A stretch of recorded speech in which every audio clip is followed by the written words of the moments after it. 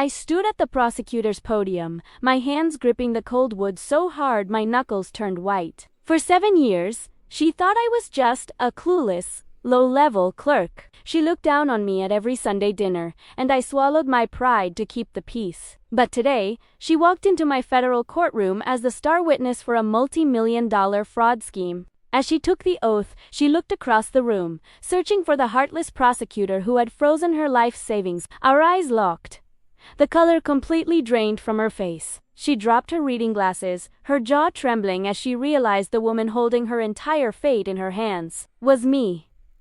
Behind her, my husband buried his face in his hands, completely shattered. What did I do next? Did I destroy her on the stand? Or did I save her from the trap her own nephew set? Hit that subscribe button right now to see how this family empire completely crumbled in open court. My name is Diana Wilson, and at 34 years old, I have learned that the quietest rooms often hold the heaviest secrets. If you met me on a regular Tuesday afternoon, walking through the sunlit aisles of the local grocery store or tending to the hydrangeas in my front yard, you would see a woman defined by calm composure. I am someone who observes before she speaks, a person who finds comfort in structure, logic, and meticulous details. My friends describe me as fiercely protective and deeply empathetic, though many mistake my quiet nature for a lack of ambition. For the past 7 years, I have shared a beautiful tree-lined suburban life in Boston with my husband, Daniel Wilson. Daniel is a 35-year-old high school history teacher whose heart is as warm as his favorite corduroy jackets. He possesses a gentle, supportive soul and a rare kind of loyalty that anchors our home. Together, we have built a life rooted in simple joys and mutual respect. Our everyday existence is the definition of domestic harmony. We live in a charming 2-story colonial house with a wraparound porch that creaks just enough to feel welcoming. Inside, the walls are lined with bookshelves, and the kitchen always smells faintly of cinnamon and fresh coffee. Financially, we are comfortable, living a modest yet stable life, where every dollar is managed with care. Our mornings are a rhythmic dance of brewing espresso, packing lunches, and sharing a few quiet moments before the rush of the day begins. Daniel leaves early for the high school, his mind filled with lesson plans about ancient civilizations, while I head toward my own professional world. To my husband, and to everyone else in our extended social circle, my job is completely unremarkable. I am known merely as a low-level administrative data entry clerk for a municipal government office, a predictable, stress-free position with clear hours and zero excitement. But reality is a master of disguise. In truth, I am a senior federal prosecutor for the United States government, specializing in complex corporate fraud and large-scale financial crimes. My daily routine does not involve sorting simple paperwork. Instead, it consists of dismantling multi-million-dollar corruption schemes, analyzing hidden offshore accounts, and facing down powerful executives in high-security federal buildings. It is a demanding high-stakes career that requires an unyielding spirit and absolute secrecy. I chose to hide the true scale of my profession for one primary reason: my mother-in-law, Viviana Wilson. Viviana is a proud, traditional matriarch who firmly believes that a woman's ultimate grace lies exclusively within the domestic sphere. To Viviana, an ambitious, modern career woman is a threat to family values. For years, she has openly looked down on my supposed lack of drive, frequently delivering backhanded compliments about how wonderful it must be for Daniel to have a wife with such a simple, unimportant job that never interferes with making dinner. To maintain the peace in my marriage and to shield Daniel from being caught in a perpetual crossfire between the two women he loves, I chose to wear the mask of the invisible clerk. I let her patronizing remarks slide,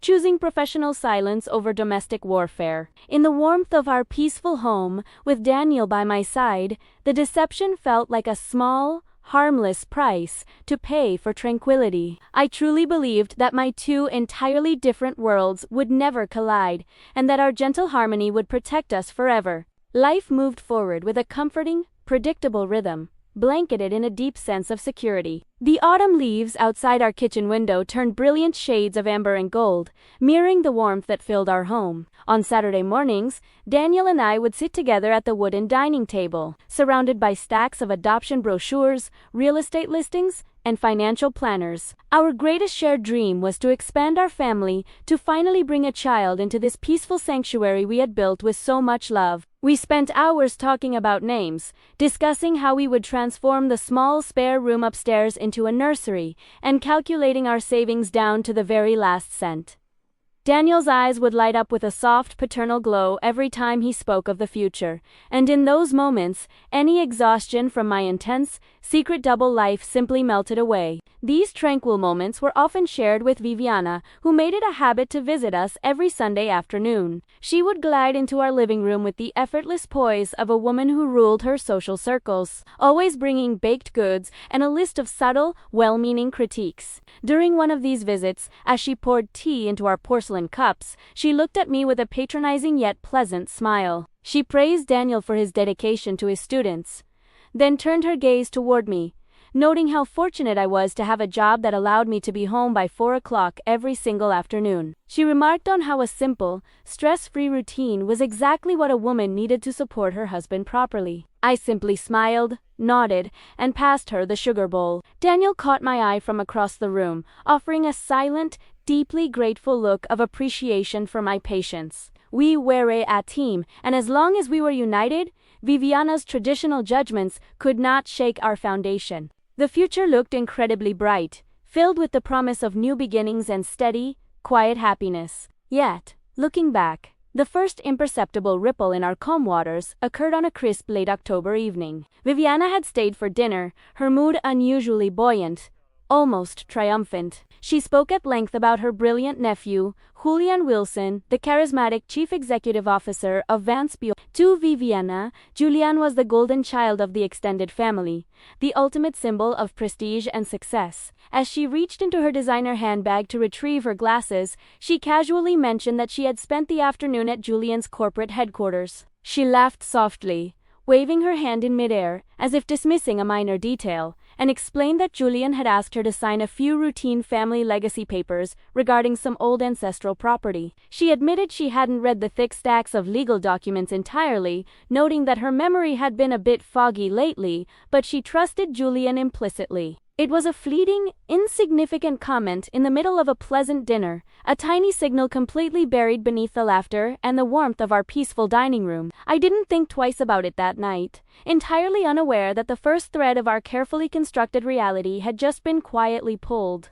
The transition from that warm family dinner to the cold, sterile reality of my true profession happened less than 48 hours later. It was a Tuesday morning when the illusion of safety shattered completely. I sat at my heavy oak desk on the 6th floor of the federal building, surrounded by the hum of fluorescent lights and secure servers. My supervisor walked into my office without knocking, dropping a thick, red-labeled box of classified files directly onto my desk. A massive corporate fraud case had just been transferred to our elite task force involving a multi-million-dollar embezzlement scheme that had quietly gutted the retirement pensions of thousands of working-class citizens. The main target of the federal investigation was Vance Biopharma, and the primary executive under indictment was the charismatic chief executive officer himself, Julian Wilson. My heart hammered against my ribs, but my face remained an unreadable mask of professional detachment. For years, I had kept my legal life completely separate from my married life. But now, the two universes were sprinting toward a violent head-on collision. I closed my office door,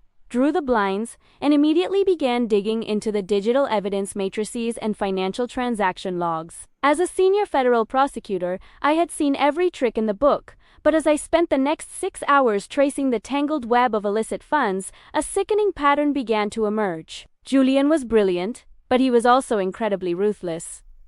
He hadn't just stolen the money. He had created a highly sophisticated network of offshore accounts and dummy shell corporations to shield himself from federal scrutiny. He needed a scapegoat, someone whose name could be attached to the fraudulent bank accounts, someone completely disconnected from the daily operations of the laboratory, yet legally bound to the financial entities. With trembling fingers, I opened the digital folder containing the incorporation documents for the primary shell company based out of Delaware. My eyes scanned down the page, past the dense legal jargon, straight to the signature line at the very bottom. The breath caught completely in my throat. There, written in elegant, cursive handwriting that I recognized from dozens of birthday cards and holiday recipes, was the signature of my mother-in-law, Viviana Wilson. She was listed as the sole proprietor and managing director of the fraudulent financial entity. A heavy, suffocating silence filled my office. I leaned back in my chair, staring at the screen as the horrifying reality sank in. Julian had intentionally exploited Viviana's deep family loyalty and her recent, intermittent memory lapses to transform her into his ultimate shield. He had handed her a pin under the guise of family legacy papers, and she had unknowingly signed her own financial death warrant. As a prosecutor, I knew exactly what this meant.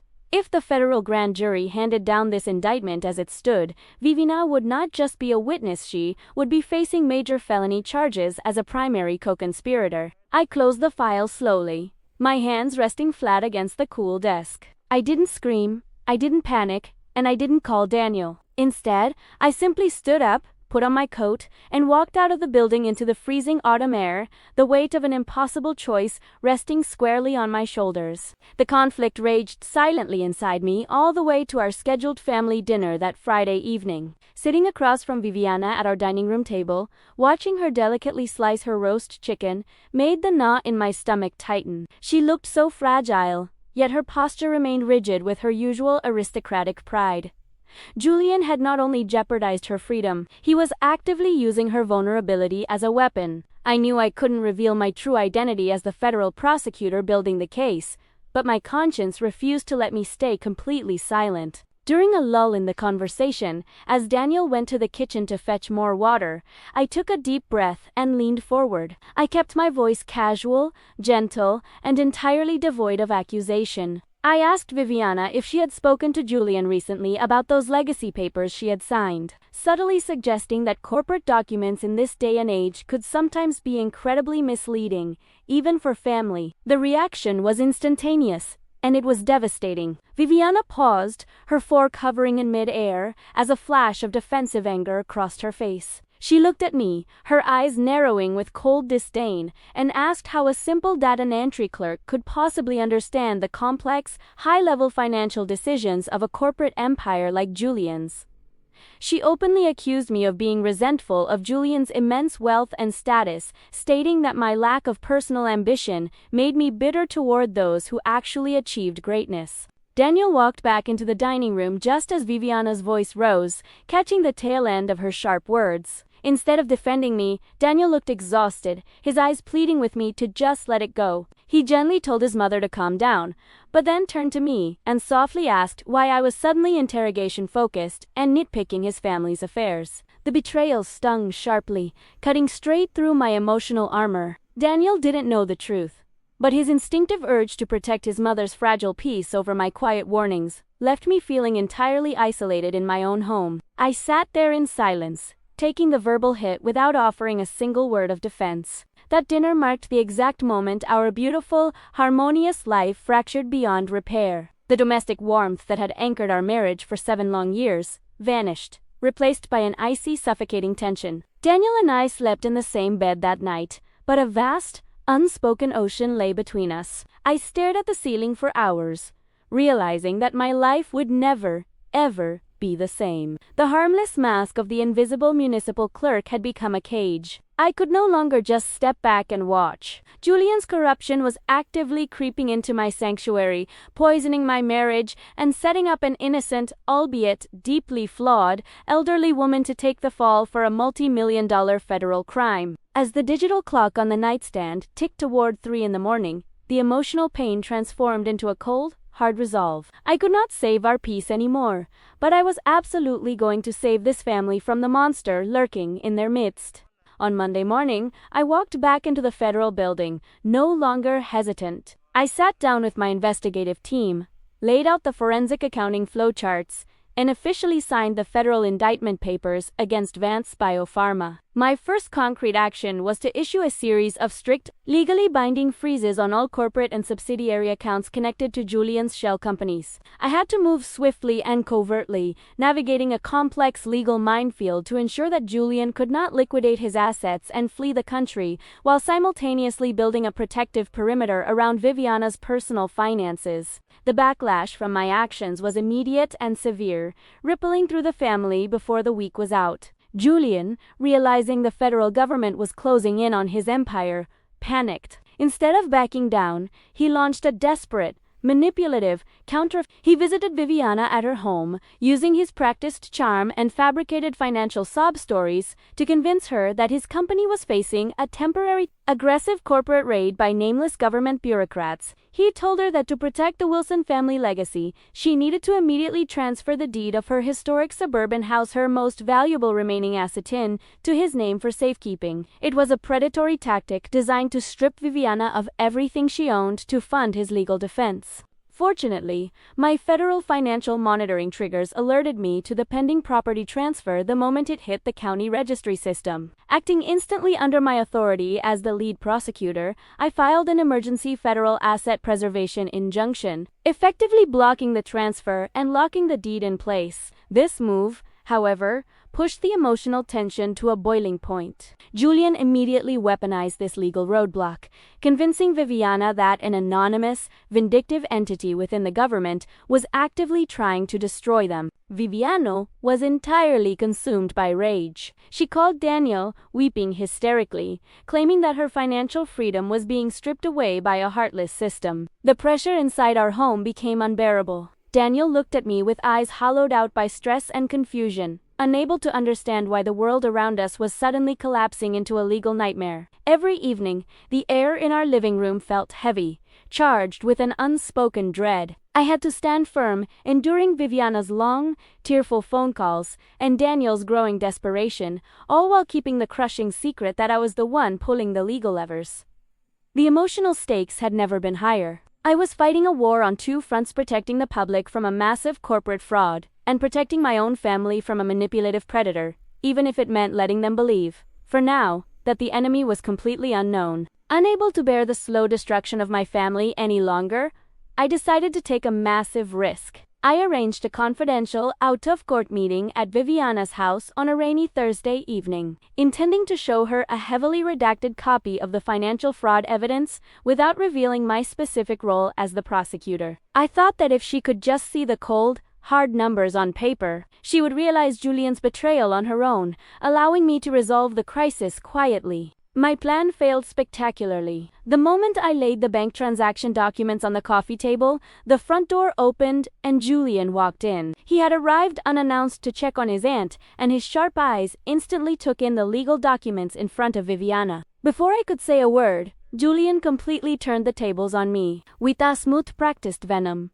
He glanced at the papers, laughed scornfully, and looked directly at Vivi. He told her that he had discovered my true identity, that I wasn't just a simple detentry clerk, but a petty government employee who had been using her low-level position to access confidential files and launch a personal vendetta against his company out of pure deep-seated spite and jealousy. I stood there, paralyzed by the sheer audacity of his lie, but the damage was already done. Viviana stood up, her face pale with absolute disgust. She looked at me as if I were a monster, accusing me of infiltrating her family just to tear down their hard-earned success. She demanded that I leave her house immediately. The real heartbreak, however, came when I looked at Daniel, who had driven over to meet us. He stood in the doorway, staring at me with a mixture of profound shock and complete betrayal. He asked me if it was true if I had been hiding a massive government investigation from him, and if I was really using my position to target his cousin. My silence was all the answer he needed. The deep trust we had built over 7 years vanished from his eyes in an instant. That night, the plans I had carefully crafted to protect everyone collapsed into dust. Daniel did not come home with me. He packed a small suitcase, his hands shaking, and told me he needed space to process the massive web of secrets I had kept from him. He moved out temporarily to stay with Viviana, choosing to protect his mother over a wife he felt he no longer knew. I was left entirely alone in our quiet, empty house. The creaking of the wraparound porch, which used to sound so welcoming, now sounded like a mournful sigh. I sat on the edge of our bed in the dark, feeling completely defeated, broken, and isolated at the absolute lowest point of my life. Yet, as the morning sun began to peek through the blinds, a tiny window of hope opened. A secure notification chimed on my phone. The federal judge had officially denied Julian's motion to dismiss the case. The trial was moving forward, and Julian had just listed Viviana as his primary defense witness. The final battlefield was set, and it was going to be in an open federal courtroom. The morning of the trial arrived with an oppressive gray sky that hung low over the city. The United States District Court was packed to capacity, buzzing with journalists, corporate and spectators drawn to the multi-million-dollar scandal. Every single one of my plans to resolve this quietly had failed, and now all the accumulated tension of the past few months was exploding into a single, high-stakes public arena. I sat at the prosecution table, dressed in a sharp, tailored dark suit, my eyes fixed forward, my face a mask of absolute professional discipline. When the heavy wooden doors at the back of the courtroom swung open, I didn't turn around, but I felt the exact moment Daniel and Viviana walked in. They took their places behind the defense bench, their presence adding a suffocating weight to the air. Julian sat with his high-priced defense team, looking entirely unbothered, oozing the same dangerous charisma that had fooled his family for years. The trial proceeded with brutal efficiency. But the true detonation occurred during the afternoon session when Julian's lead attorney stood up to call their surprise star witness. The defense announced that to clear the company of all fraudulent intent, they were calling the sole managing director of the Capital Investment Fund, Viviana Wilson. My heart hammered violently against my ribs as I watched my mother-in-law walk slowly toward the witness stand. She looked fragile, her hands trembling slightly as she took the oath, but her chin remained defiantly high. She was completely oblivious to the trap Julian had set for her. She honestly believed she was stepping up to defend her brilliant nephew. She had no idea that Julian's entire legal strategy was to position her as the sole, independent mastermind of the Shell Corporation, effectively sacrificing her to save himself from a lengthy prison sentence. As Viviana took her seat, she adjusted her reading glasses and looked across the courtroom, ready to face the faceless government prosecutor who had supposedly disrupted her family's peace.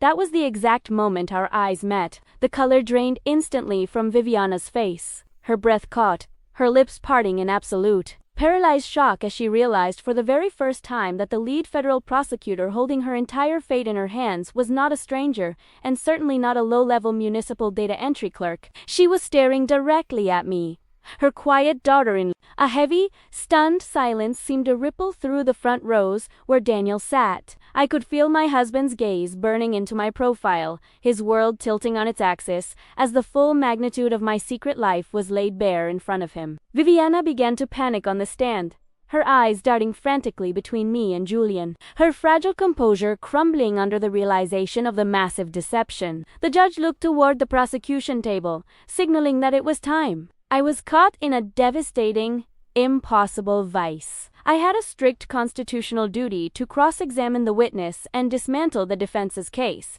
but doing so ruthlessly would mean destroying an elderly, vulnerable woman on the stand. Every eye in the courtroom was locked onto me, waiting for my next move, as I slowly stood up from my chair and stepped out from behind the prosecutor's podium. The silence in the room was absolute, heavy with an agonizing anticipation. This was the moment of my most important decision, a choice that required me to be both unyielding as a guardian of justice and deeply dignified as a protector of my family. I knew Julian expected me to attack Viviana, to tear her testimony apart and humiliate her, which would allow his defense team to claim government overreach and emotional bias. But I refused to play his game. Instead of approaching the witness stand with aggression, I walked forward with a quiet, powerful grace, holding a thick leather folder containing our final, irrefutable digital evidence exhibits. I looked directly into Viviana's wide, terrified eyes and spoke in a tone that was calm, respectful, and entirely devoid of malice.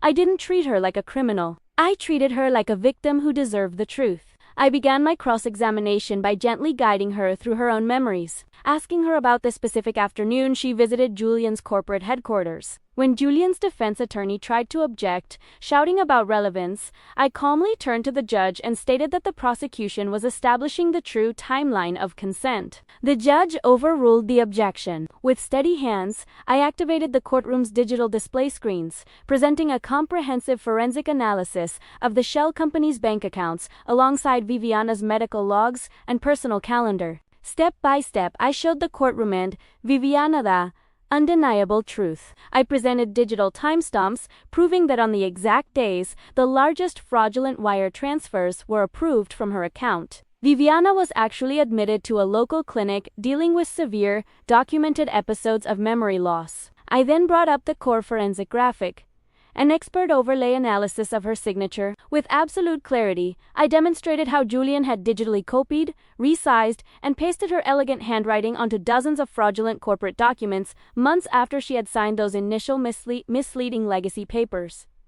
I showed that she hadn't approved a single transaction. Julian had systematically robbed his own clients while leaving a paper trail designed to frame his elderly aunt. The confrontation was devastatingly effective, yet executed with maximum dignity. As the bulletproof evidence filled the screens, the reality of Julian's absolute betrayal finally broke through Viviana's pride. She looked at the screen, then turned her gaze toward Julian, who was suddenly looking down at his desk, unable to meet her eyes. The realization that her beloved nephew had used her vulnerability to protect himself shattered her completely, but it also opened her eyes. Viviana looked back at me, tears streaming down her face, no longer seeing a resentful daughter-in-law, but the only woman in the room who was actually fighting to save her life. Turning back to the podium, I officially rested the prosecution's cross-examination. Within minutes, the defense's case completely collapsed. The judge ordered an immediate recess, and as Julian stood up, he was quietly surrounded and detained by federal marshals right there in the middle of the courtroom. The room erupted into a frenzy of murmurs, but my eyes were only on Daniel, who sat in the front row, staring at me with a profound, tearful sense of awe and understanding, as the true magnitude of my sacrifice finally became clear. The legal resolution that followed the dramatic courtroom revelation was swift and decisive. In the weeks after the trial, the evidence I presented forced Julian's defense team to enter a comprehensive guilty plea. He faced severe, long-term federal consequences for his corporate crimes, ensuring he would no longer pose a threat to the public or his own family, all accomplished through the quiet, unyielding machinery of the justice system without a single drop of violence. The frozen corporate assets were systematically liquidated under federal supervision, allowing us to fully restore the stolen pension funds to the thousands of working-class citizens Julian had corporate embezzled. For Viviana, the legal nightmare ended completely. Based on the ironclad forensic evidence I brought forward, the Department of Justice officially dropped all pending inquiries against her, clearing her name and preserving her personal estate from federal seizure. But the true transformation was not legal. It was deeply personal. One rainy Tuesday evening, exactly 4 weeks after the verdict, the front door of our home creaked open. I walked into the living room to find Daniel standing there, holding his suitcase, his eyes bright with unshed tears. He walked across the room, wrapped his arms around me, and buried his face in my shoulder. He whispered a profound apology, filled with immense pride and a deep humility for the burden I had carried alone to save his mother. The invisible wall that had fractured our marriage evaporated in the warmth of that embrace, our trust rebuilt on a foundation far stronger than before. The final piece of our healing occurred the following Sunday. The doorbell rang at exactly 1 o'clock, Viviana's usual visiting hour. When I opened the door, she wasn't standing with her usual rigid, aristocratic posture or carrying a list of subtle critiques. Instead, she stood there looking softer, her eyes reflecting a journey of profound realization. She didn't offer a patronizing remark. Instead, she reached out, took both of my hands in hers, and let her tears fall openly. She spoke with a quiet dignity, thanking me for protecting her when she was too blind to see the danger, and for preserving her honor in a room where she was meant to be destroyed. With that emotional breakthrough, a beautiful new chapter opened for our family. The heavy shadow of deception and judgment was entirely replaced by an authentic, deep-seated, mutual respect. Our comfortable colonial home felt truly alive again, filled with the scent of fresh coffee and a new, unshakable sense of security. The professional barrier between my work as a senior federal prosecutor and my life as a devoted wife had finally dissolved, allowing me to step into the future with my chin held high, fully supported by the family I had fought so hard to protect. Looking back on the turbulent journey that brought us here, I realized that true strength is never about how loudly we proclaim our worth or how fiercely we demand recognition. For years, I wore the mask of an invisible municipal clerk,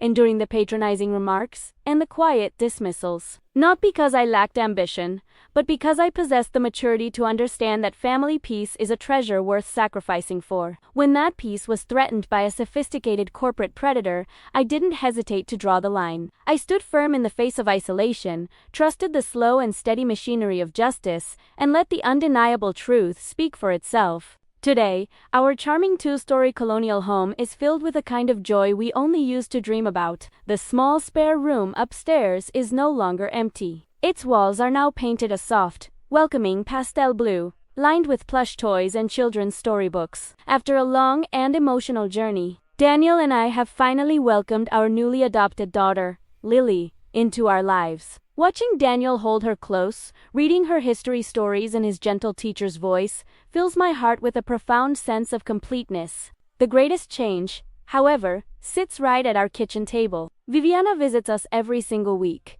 but the old dynamic has vanished completely. She no longer looks down on the modern, working woman. Instead, she sits proudly with Lily on her lap, telling her stories about how her brilliant, brave mother protects the innocent and upholds the law for the entire country. The mutual respect we forged in that cold federal courtroom has blossomed into a deep, enduring bond of love. I am no longer the hidden prosecutor or the underestimated daughter-in-law. I am a woman who successfully guarded both the public trust and her own sanctuary, proving that grace and justice can live under the very same roof. This journey reminds us that we should never judge a book by its cover, nor should we mistake a person's quiet patience for weakness. Sometimes, the people who quietly support us from the shadows are the very ones carrying the shields that keep our world from falling apart. Standing up for the truth might cost us temporary comfort, but in the end, authenticity and integrity will always rebuild a stronger, more beautiful foundation for the ones we love. What do you think of Diana's incredible sacrifice to save her family? Have you ever had to keep a massive secret to protect someone you love? Let me know your thoughts in the comments below. If you loved this emotional drama and want to see more inspiring, high-stakes family stories, don't forget to hit that subscribe button and turn on notifications.